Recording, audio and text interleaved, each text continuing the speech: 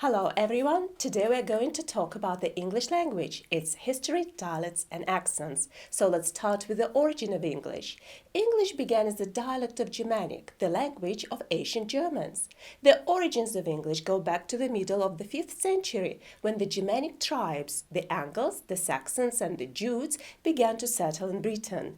English received its name from the name of the Angles, the language of the Celtic tribes. The Britons, the Scots and the Picts, who settled in Britain before that, were the basis on which Welsh, Scottish and Irish developed. The Anglo-Saxons who settled in Britain in the 5th and 6th centuries spoke Germanic. With time, their speech patterns and pronunciation changed, and their language, Anglo-Saxon or Old English, became very different from the language spoken by the continental Germanic tribes. But many English and German words are still quite similar. Compare Friday, Freitag, daughter, Tochter, son, Sohn. It's interesting to note that early borrowings from the Celtic language can be found mostly in some English geographical names. For example, the word Avon means river in Celtic and has remained in the names of several rivers in England. The Avon River. The name Britain was originally formed from the Britons, the name of one of the Celtic tribes.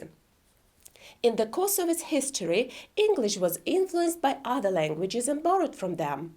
Such languages as Latin, Old Norse, and French had great influence on the development of the English language and were major sources of loanwords. A brief outline of the history of English. The history of English is divided into three main periods: Old English, before 1100, Middle English, from 1100 till 1500, Modern English, after 1500, while the dates are approximate. The changes that English underwent in each historical period did not start or end simultaneously throughout the country. Let's start with Old English. Old English or Anglo-Saxon was spoken in England from the 5th century till the second half of the 12th century, though the Old English period is often described as lasting till the Norman conquest of 1066. Old English was heavily inflected and had a complex system of declension of nouns and adjectives, a complex system of conjugation of verbs, flexible syntax, and rather free word order. Words were usually spelled the way they were pronounced. As a result, words could have several spelling variants depending on differences in pronunciation. Early Old English until the 9th century used the runic alphabet. Some of the runic letters were used almost until the 12th century. Transition to the Latin alphabet took place in the late Old English period. Middle English was characterized by significant changes in vocabulary, grammar, and pronunciation. Its vocabulary greatly increased due to French borrowings after the Norman conquest. Middle English underwent the loss of most inflections, which resulted in significant simplification of grammar. Its syntax became stricter, and its word order was mostly fixed. A series of changes in the quality of the long vowels known as the Great Vowel Shift started in the 15th century. Most of the long vowels changed their articulation, some of them became diphthongs, in some cases the vowel sounds were shortened, merged, and so on. For the most part, these phonetic changes were not reflected in spelling, which led to considerable differences between the pronunciation of English words and their spelling. The Middle English period ended in the second half of the 15th century, when printing was introduced in England in 1476. Printing preserved the spelling of English words in print and gradually led to uniformity in English spelling. The Modern English period began in the late 15th century. During the early Modern English period till 1800, further simplification of grammar took place, and the process of standardization of English spelling and word usage began. The works of William Shakespeare and a dictionary of the English language, published in 1755 by Samuel Johnson, contributed greatly to the process of standardization of English. During the period of late modern English, after 1800, new dialects of English emerged in various parts of the world. A large number of words from other languages came into English, making its vocabulary one of the largest in the world. In the 20th century, English became the language of international communication. As a second language, English is widely used by those for whom it is not their mother tongue. Now, we're talking about language, dialects, accents. A language is a particular system of words and sentences used as a means of oral and written communication and common to a particular nation living in some geographical area. A dialect is a variety of language distinguished from the other varieties of the same language by differences in grammar, vocabulary, spelling, and pronunciation, and by the use of this dialect by a group of people in some locality. A dialect may have regional varieties. They are also called regional dialects, subdialects, or subvarieties, spoken by a large or small communities of people in some localities. An accent is a particular way of pronunciation and speaking characteristic of a group of people in some locality. Regional accents or local accents are part of regional dialects or local dialects. An accent usually has the same name as the dialect to which it belongs. Dialects and accents are usually named and grouped according to the name of the place where they are generally found. For example, British dialects, American dialects, Australian accents. Dialects and accents of English. The English language has quite a few dialects, including several major dialects, such as British English, American English, Australian English, Canadian English. These dialects have many regional varieties with dialects and accents of their own. There are also many other varieties of English around the world, including various types of English spoken by those for whom English is a second language, not their native language. For example, Singapore English, Indian English, Philippines English, and many others. Grammar, spelling, and vocabulary are quite similar in most dialects of English, though some differences exist, of course. But there are a lot of dialectal differences in pronunciation, which explains the existence of a large number of regional accents. British regional accent.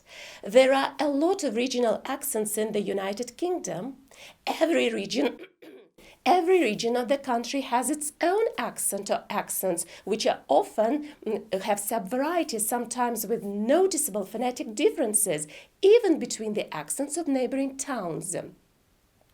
British regional accents include received pronunciation, Cockney, Midlands English, West Country, Northern England, Welsh English, Scottish English, and many others. Let's talk about received pronunciation. RP is the type of educated English spoken mostly by those who received formal education in the English public schools and at Oxford and Cambridge universities. Received pronunciation is also called Received Standard, Public School English, BBC English, Normative English, Standardized English, Queen's English, or King's English. Received pronunciation is a Southern England accent, but it doesn't have any regional peculiarities. Received pronunciation is the closest to standard English pronunciation as it is described in textbooks for learners of English as a second language. Received pronunciation is traditionally taught to foreign learners of English. American English and its accents. English colonists established their first permanent settlements in the New World at Jamestown, Virginia in 1607, sounding very much like their countrymen back home. By the time we had recordings of both Americans and Brits, some 3 centuries later, while the first audio recording of a human voice was made in 1860, the sounds of English spoken in the Old World and New World were very different. Around the turn of the 19th century, not long after the Revolution, non-rhotic speech took off in southern England, especially among the upper and upper middle classes. It was a signifier of class and status. This posh accent was standardized as received pronunciation and taught widely by pronunciation tutors to people who wanted to learn to speak fashionably. Because the received pronunciation accent was regionally neutral and easy to understand, it spread across England and the Empire through the armed forces, the civil service, and later the BBC. Across the pond, many former colonists also adopted and imitated received pronunciation to show off their status. This happened especially in the port cities that still had close trading ties with England: Boston, Richmond, Charleston, and Savannah. From the southeastern coast, the received pronunciation sound spread through much of the South along with plantation culture and wealth. After industrialization and the Civil War, and well into the 20th century, political and economic power largely passed from the port cities and cotton regions to the manufacturing hubs of the Mid-Atlantic and Midwest: New York, Philadelphia, Pittsburgh, Cleveland, Chicago, Detroit, and others. The British elite had much less cultural and linguistic influence in these places, which were mostly populated by the Scots, Irish, and other settlers from northern Britain, and rhotic English was still spoken there. As industrialists in these cities became the self-made economic and political elites of the industrial era, received pronunciation lost its status and fizzled out in the US. The prevalent accent in the Rust Belt, though, got dubbed General American and spread across the states just as RP had in Britain. Of course, with the speed that language changes, a general American accent is now hard to find in much of this region, with New York, Philadelphia, Pittsburgh, and Chicago developing their own unique accents. And general American now considered generally confined to a small section of the Midwest. American English has a number of regional accents, including such well-known accents as the Midwestern accent, the Southern accent, the speech of New England. On the whole, regional American accents share enough common features in pronunciation and speech patterns so that the spoken language in the United States can be clearly distinguished from the language spoken in Great Britain or from other varieties of spoken English. Common characteristics of regional American accents include such clearly noticeable features as the sound R, pronounced in all positions and words, for example, hard, more. First, the sound A in words like ask, last, class, demand, dance, whereas British English has R in such cases. The sound O that sounds like A in words like hot, rub, gun, sorry, bother, want. The sound U pronounced as oo after the letters D, T, duplicate, news, sue, student, tune. One of the most important common characteristics of American accents is American intonation. Typical pattern of American intonation are characterized by mid-level beginning and mid-level continuation through the sentence, as compared with gradually descending scale of British English, and by strong stresses that sound like falls. Such surprising uniformity is typical of most American accents and lets you recognize an American accent as soon as you hear it. Nevertheless, the accents are not the same and there are minor regional differences in their pronunciation. Also, there are distinctive accents on the East Coast, for example, in New England, and in the South. Dialect leveling. It's the process which is characterized as reduction of dialectical differences in speech, gradually led to considerable uniformity of most American accents. People of different nationalities settled in North America during the 17th, 19th centuries. They needed to communicate, build houses, do business, protect themselves and their families, raise and educate children. In those times, in the environment where settlements were small and far from one another, where medical aid and means of communication and transportation were limited or absent, and where everyone carried a gun, the necessity to speak the same language was without exaggeration a matter of life and death. During that period, Americans spoke English with various accents carried over from their native languages, and they pronounced and spelled English words differently. But there was a growing tendency toward a general leveling of dialectal differences. The process of dialect mixing and leveling was the most intensive in the Midwest, the northern middle section of the country. The Midwest had a good climate and a fertile land rich in mineral resources.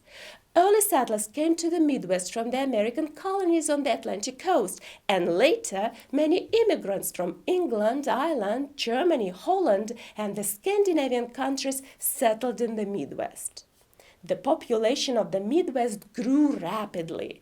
In schools, colleges, and universities of the Midwest, new settlers and their children studied English as a second language, according to strict, formal rules of grammar, spelling, and pronunciation.